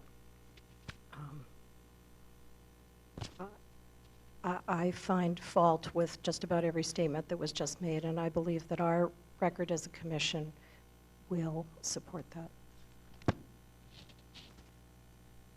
Thank you. Any other comments? Madam Chair. Mr. Herrera? You know, I have a lot of respect for the people in the commission, and I've never, never insulted anybody personally, although we have been. I think 3 of us commissioners have been insulted personally. Commissioner Sturts is an awesome attorney, and I'm shocked that he believes some of these rumors that we have Freeman, I'm sorry, lost my mind. That I believe some of these rumors that we have the in with the Obama administration. I so wish it were true. I've said this all along. I so wish it were true. And coming from an attorney like Freeman, I'm shocked that he thinks those things. He's a bright guy, smart guy, and he put that on the record. I don't know why, but he did.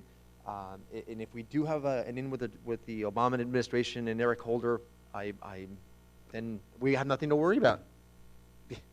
Seriously, we'll be pre-cleared. Let's start the party now. But I think we're all these 5 people here are pretty smart, but we know that's not true. And I agree with Commissioner McNulty. I'm saddened by some of the comments that were made in public and on the record. But I'm looking forward to voting and pushing this through. And I do have a question for our attorneys. The last time the commission voted, did they make a separate vote for approving the map, and then a separate vote for sending the maps to the Department of Justice?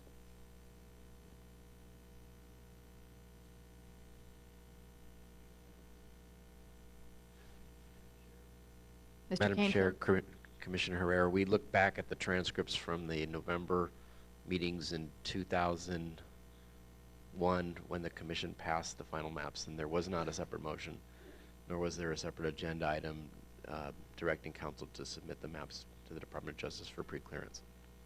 Madam Chair, what I see on the agenda, I don't see any different than approving the maps. All along, we were approving the maps to send them to the Department of Justice for final approval. I don't think, and I know Freeman's shaking his head, but he'll shake his head to anything pretty much we're going to say today. So I think we should vote on it. And again, we have a Republican attorney, a Democratic attorney, and that's what we heard him for, to give us advice. And I agree with him. So let's move forward. Madam Chair.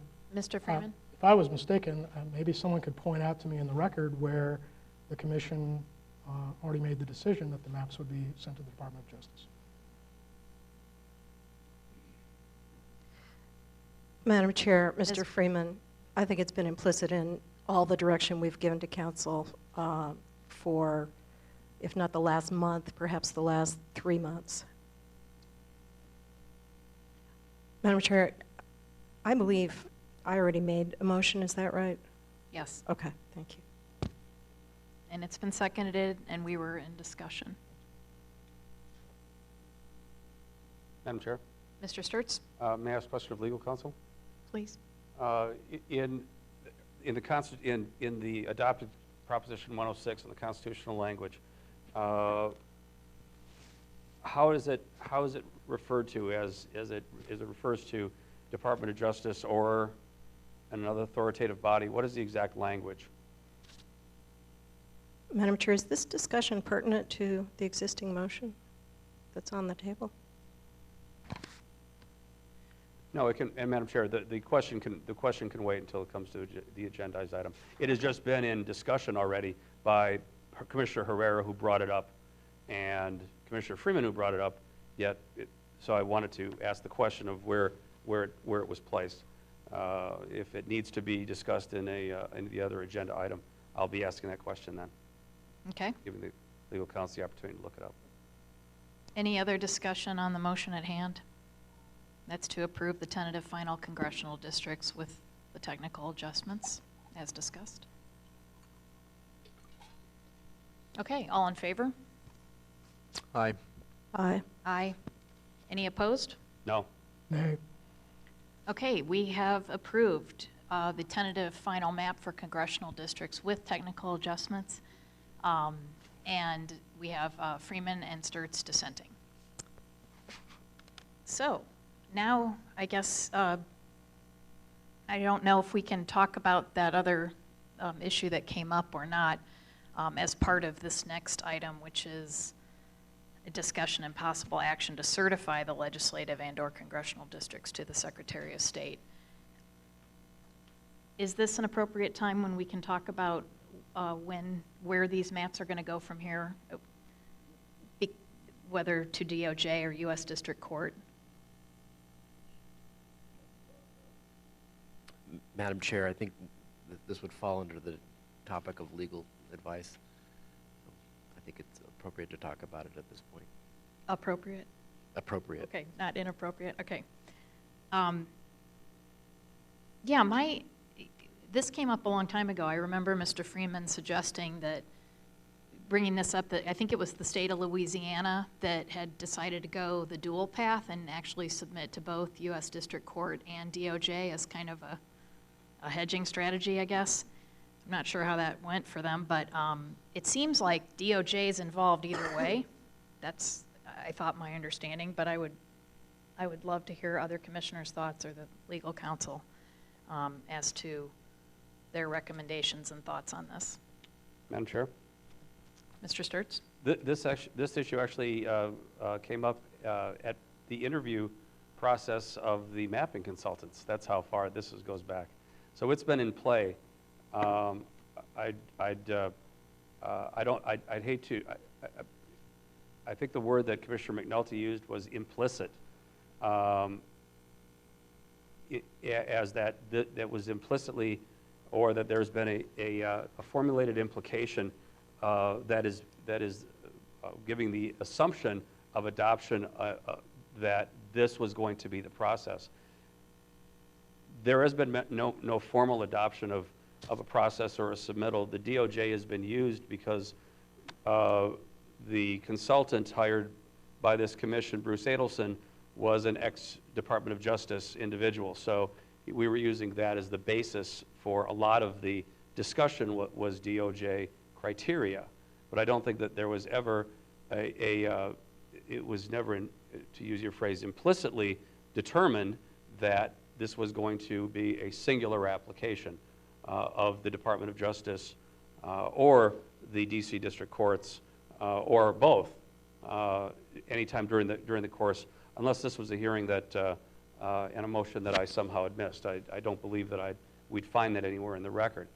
And I have got so I'd hate to have the public get the impression that this was an implicit decision that was part of our deliberations, that we were only designing this based on Department of Justice application.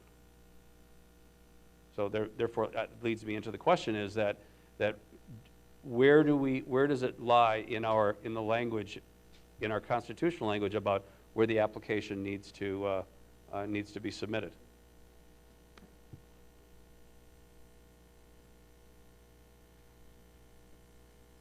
Sorry, Madam Chair, Commissioner Sturts, were you asking where in the Constitution does it establish? I'm trying to determine if what is the legal authority that binds us or gives us implicit directive to submit this solely to the Department of Justice. Madam Chair, Commissioner Sturts, there isn't. Okay. The constitutional requirement is that the maps comply with the Voting Rights Act, and within the Voting Rights Act, the Section 5 preclearance requirement can be done either through the administrative process by submitting the maps to the Department of Justice, or by filing a declaratory judgment action in the district court, federal district court in the District of Columbia. Okay, very good. So, Madam Chair, again, so the discussion dates back all the way through. In fact, I even recall having a question that I'd put to Mr. Canfield when we were going through the application process and how he responded to it in regards to that. I also recall the discussion taking place during the interview process with strategic telemetry. So I personally like the concept of if there is a mechanism of dealing with this both in the courts and through the DOJ, I'd be more than happy to hear somebody tell me the reason why that wouldn't make sense. But I'd like to have some deliberation and some debate about that at the commission level at this point. Madam Chair, Ms. McNulty?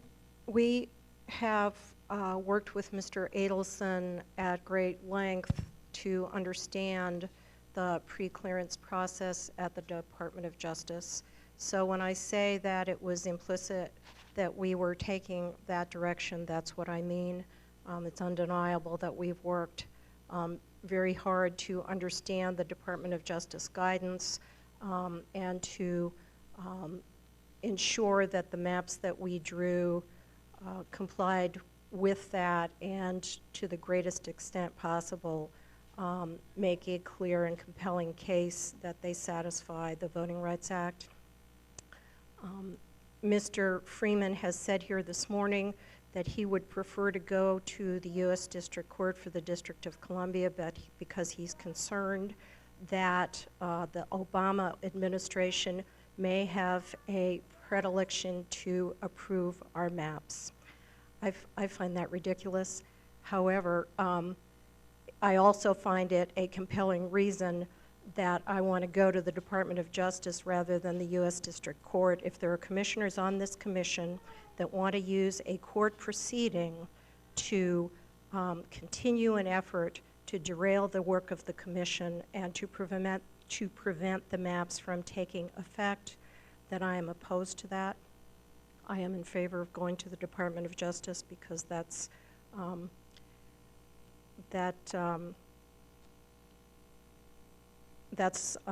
process that we've worked hard to satisfy. And in the comments I've heard today, I hear a motivation that's not in the best interests of the work that we've done or the citizens of the state of Arizona for going to the U.S. District Court. Madam Chair? Mr. Herrera? You know, my concern has always been, from this time the process started, making sure that we try to save the taxpayers as much money as possible and not spend it unwisely. And I would suspect that going to the courts would be more expensive than going with the Department of Justice. And again, I don't want to waste the taxpayers' money. And if it's less expensive to go to DOJ, I say we go to DOJ. And not only that, but also the comments that Commissioner McNulty made, I think they were right on. I agree with her 100%. So if somebody can answer that question for me, that'd be great. Madam Chair?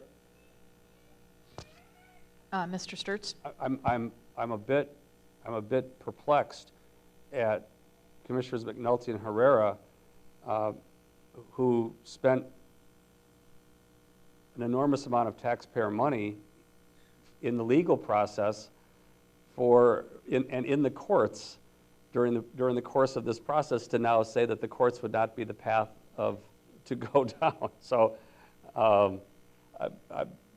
listen, Madam Chair, the question, I guess, is really for you. What do you prefer to do?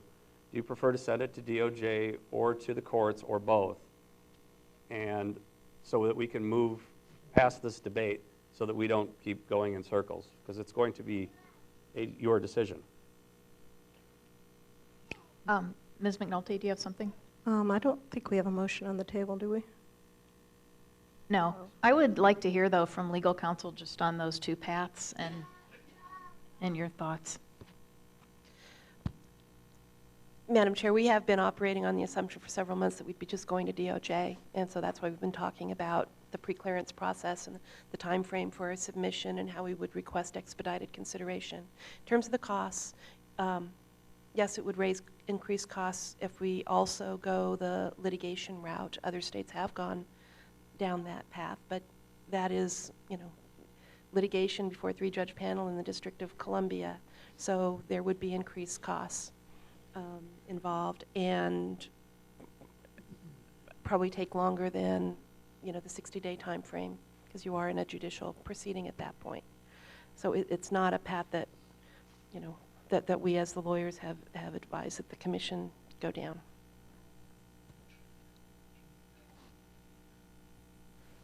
Madam Chair, Mr. Freeman? just to address what I think might be another misstatement of the record. I recounted my experience on Monday when I viewed the commission's hearing as a member of the public would have. And my statement was that I think it would not be unreasonable for a member of the public to have some concern about what is transpiring with respect to compliance with the Voting Rights Act. I mean, we have a commission that is populated with 5 unelected and largely unaccountable people who do this, who engage in this redistricting. We've determined that we have now a court order saying the open meeting laws don't apply to this commission. That there's been allegations of behind closed door deals that weren't made in public, or sort of prearrangements among commissioners outside of the public view. There's been allegations that, you know, districts were drawn with laser-like precision to cut incumbents in and out of districts. I mean, all those things don't reflect well upon the commission in terms of public perception. I think public perception is something important that we should be concerned about.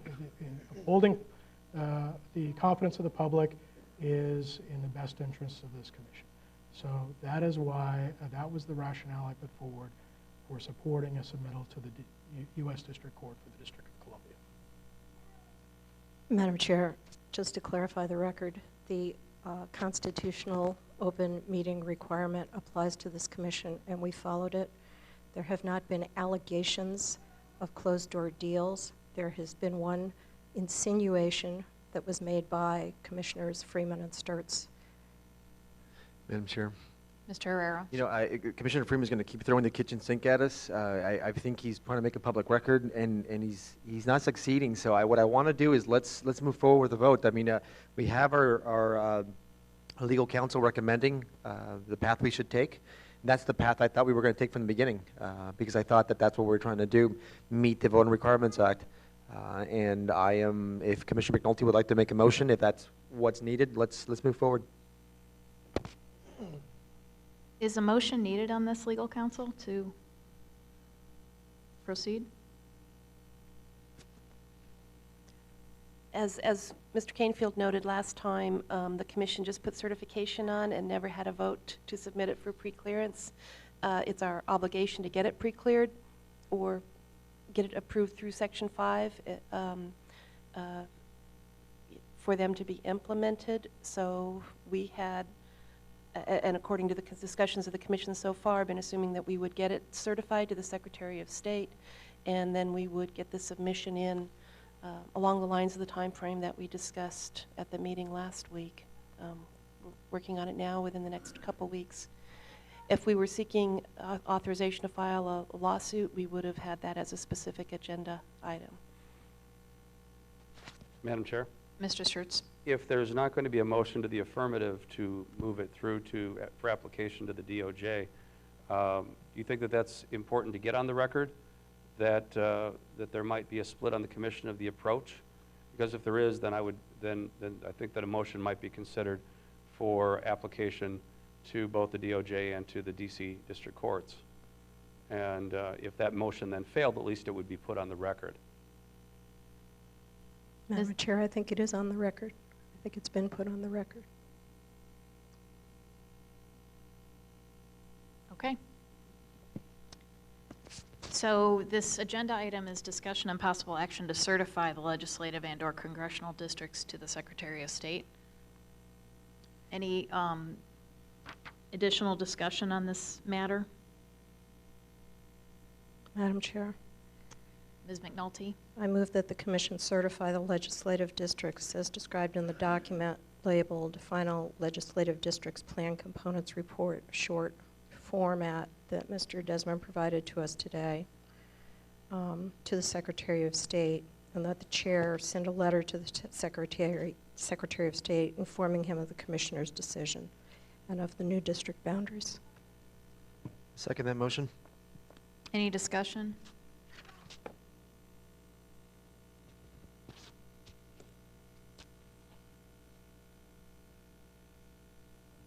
All in favor? Aye. Aye. Aye. Any opposed? No. Nay. Okay, then we have agreed to certify the legislative districts and the plan component report, short format, as we've been distributed today. And we have 2 dissenting, Freeman and Sturts.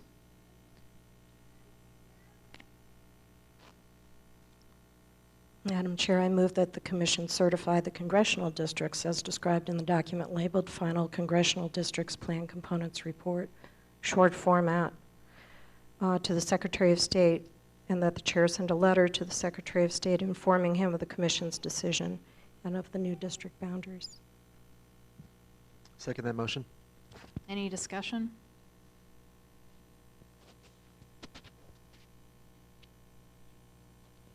All in favor? Aye. Aye. Aye. Any opposed? No. Nay. Okay, we have agreed then to certify the congressional districts according to the plan components report, short format, as distributed today, and a letter will go to the Secretary of State informing him of this decision on both legislative and congressional. And we have 2 dissenting on the congressional as well, Mr. Freeman and Sturts.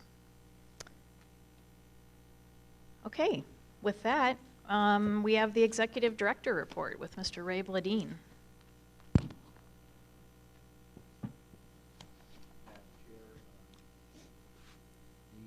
first thing that I thought I'd bring to your attention was last time you asked for statistics on the meetings that we had and input, and Christina and Buck and Christy have all, and Lisa have all worked to pull that together.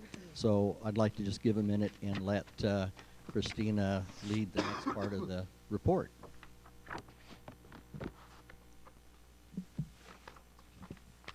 Madam Chair, Commission members, first of all, I'd like to report on our new conference line. As you remember, on December 16th is when we first found out that our original conference line had been canceled. So right now, we do have a new conference provider. CenturyLink Conferencing is our official conferencing service provider. This was initiated by the Arizona Strategic Enterprise Technology, which is part of the state of Arizona. And I'd like to thank Mr. Canfield for allowing us to use his conference line the past few weeks. So thank you so much for that. Commission meeting statistics from March 31st, 2011 to January 13th, 2012. In your folders, you will see a table which has a lavender header. That is a document that reflects meeting dates, meeting places, sign-in, request to speak, public input, and maps submitted. The total number of individuals who signed in to one of our meetings is 1,831. Total number requests to speak is 818. Total number public input, 290. And total number of maps submitted is 78. Can you speak more directly into the microphone? Sorry. Thank you. Also, this information is comprised of the commission meetings / business meetings and all of our public hearings. Can you hear me now? Yeah. Yes. Okay. Thank you. Public meeting hours and minutes. Total public meeting hours, and this is the table with the green header. Total public meeting hours, 298 hours and 10 minutes. Total breaks, 46 hours and 45 minutes. Total executive session hours, 43 hours and 50 minutes. Total public hours minus breaks, 249 hours and 46 minutes. Now, this information does not include the meetings from January 9th to 2012 and the meeting on January 10th, 2012. We did include the recent meeting this past Friday on January 13th. Next is the total number of written public comment. That is our input. As of Sunday, January 8th, we have a total of 7,300 written public comments that have been submitted to the commission. At the request of Commissioner Herrera, as of Friday, January 13th, we have 117 written public comments from minority groups or individuals.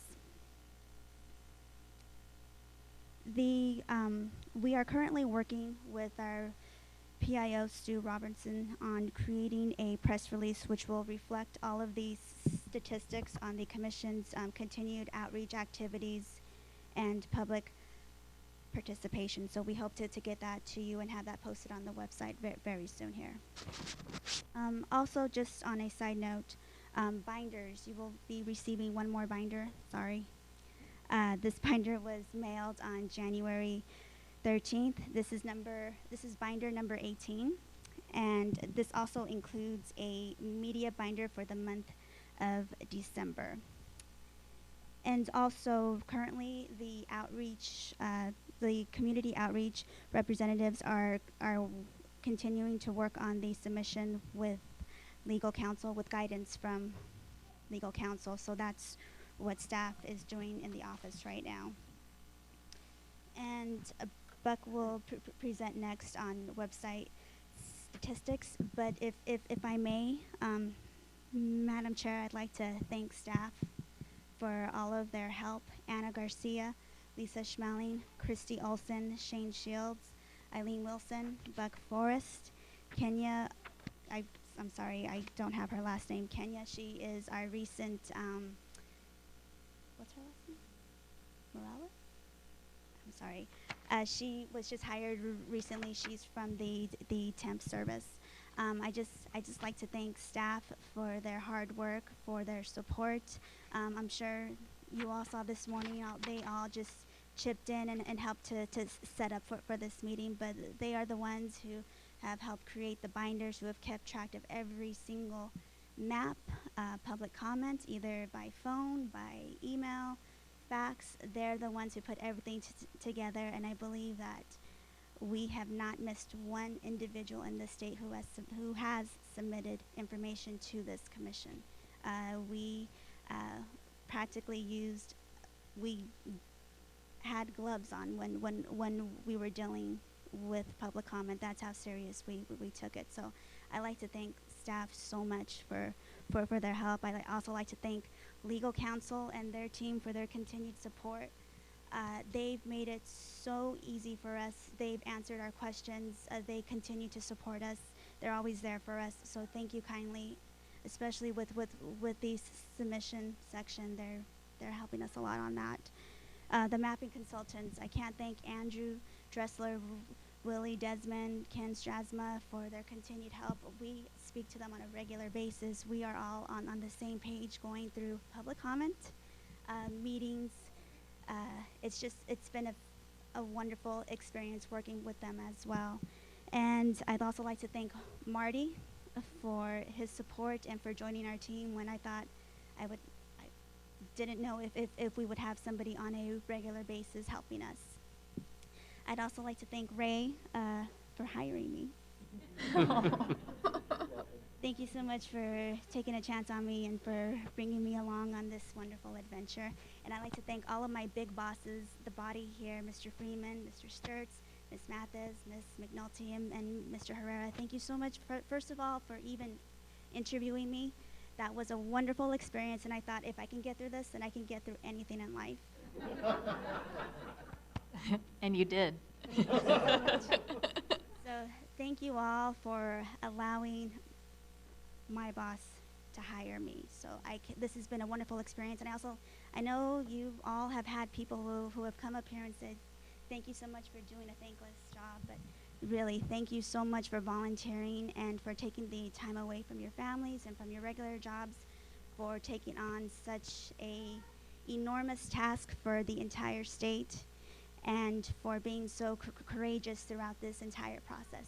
Thank you. Thank you.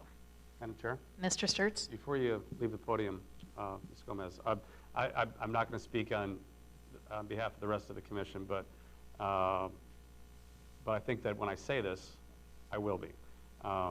You guys have done a spectacular job, and I applaud you.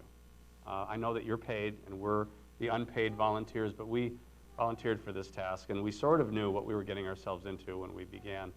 But what's been burdened by and fallen onto your shoulders, you guys have been a big shield for a lot of the slings and arrows that have been shot at the members of the commission, and you've deflected them, diffracted them, and taken a bunch of them, and been able to hold your heads up high. So I want to applaud each and every one of you for all of your tenacity and hard work. Thank you well. so much. The one thing that I would like to also you to add to this list of ours is that this doesn't include either the round 1 or the round 2 public hearings. And the round 1 and the round 2 public hearings were 61 cities and thousands of pieces of additional public testimony and hundreds of more public hearing hours that aren't included in this. I think Commissioner McNulty put it so fondly when you had said we spent 25,000 miles on public vehicles, and including our vehicles, we made a trip to the moon. I found that very, very fun. So that would be, if you are going to be putting together a press release, those 61 outreach meetings that took place were really extraordinarily strong because we made outreaches to all 4 corners of the state. And some meetings were attended by one of us, none of us, and all of us. So I think that would be important for the public to have that knowledge as well. And to my fellow commissioners, even though there's been a sense of a level of discourse at sometimes, it's been a pleasure serving with you on this commission. And I look forward to the remaining 9 years, 1 month, 3 days, and 4 hours left that we'll be doing this again, and to legal counsel and as well. And to the Iron Man, Marty Herter, who I still brag about, that went through a marathon in Scottsdale at a time when the public was it was a very fevered pitch, and we were able to get through 100% of the folks that wanted to speak, and he, unrelenting and without break, went from beginning to end. And Marty, you're a good man, Charlie Brown. So, thank you. Thank you. Thank you, Madam Chair. Thank you. Madam Chair, Mr. Freeman? I'm going to pull a Commissioner Herrera here and just say, I agree with everything Commissioner Sturts just said.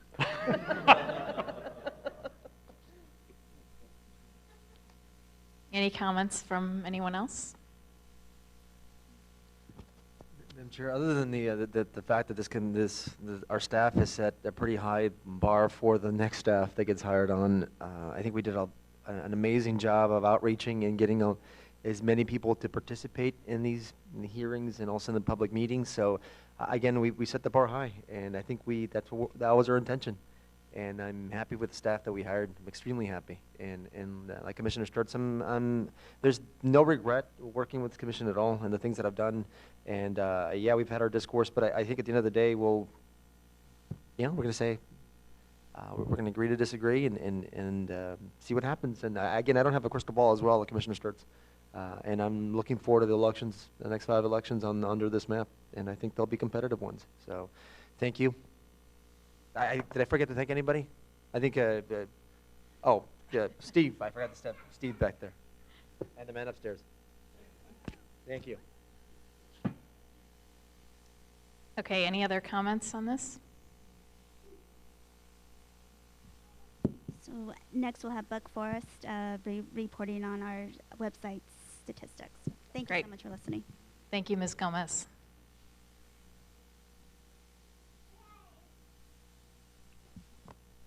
I'll be quick and get everybody out of here.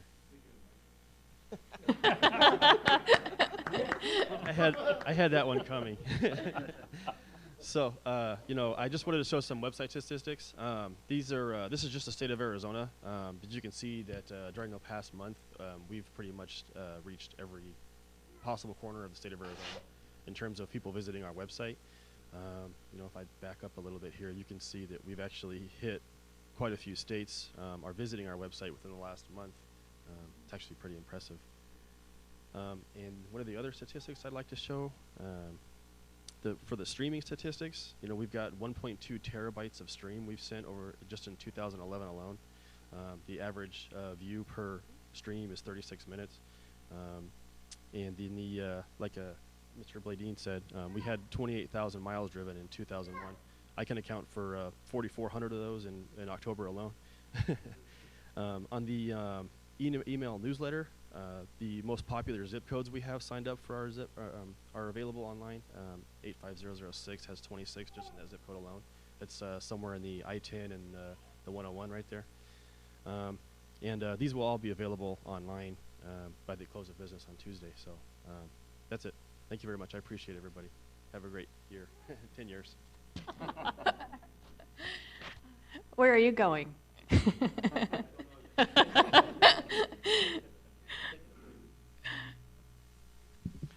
I will Mr. be Bladeen. quick too, and since Christina did such a great job of thanking the people that needed to, I won't go back over that. I'll first just hit a few things. That, as you all know, we have a report due to JLBC on Friday.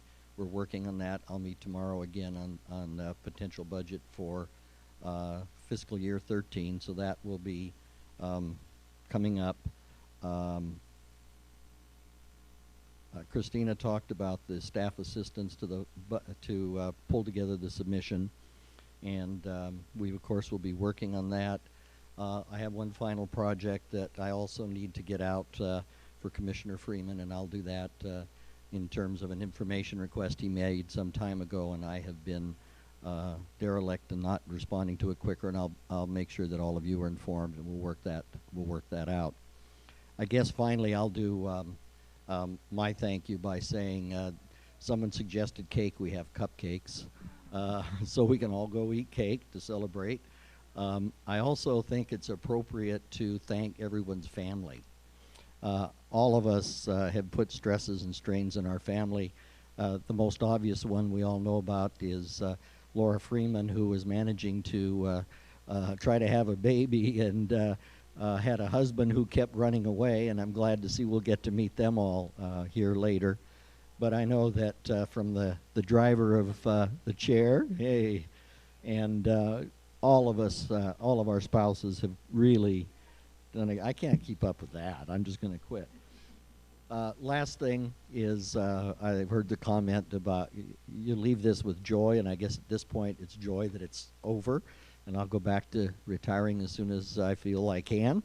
But the second part is I hope that when you all hired me, I said my goal would be to try to make this as easy for you as possible. This sure hasn't been easy for any of us, but I hope I didn't make it worse, that I helped get through what we all went through. It was a tough road.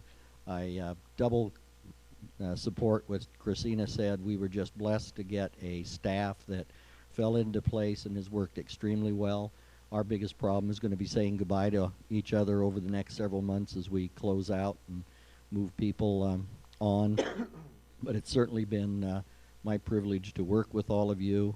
I told the chair a few weeks ago, and I think she thought I was nuts, but if I were asked to do it again, yes, I would.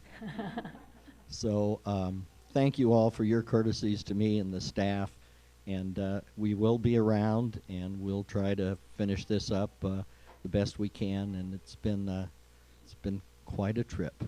Thank you very much, and I would answer questions if someone wishes to ask any, but cupcakes might be better. Any questions for Mr. Bladeen?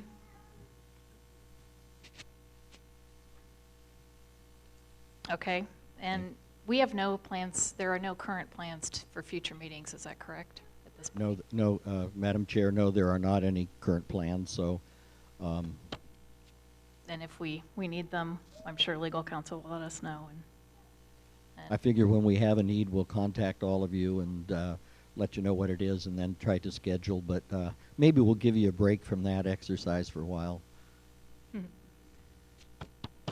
Okay, I don't want to talk too much because I'll get too emotional about it. I already am. So I echo everything each of my fellow commissioners said.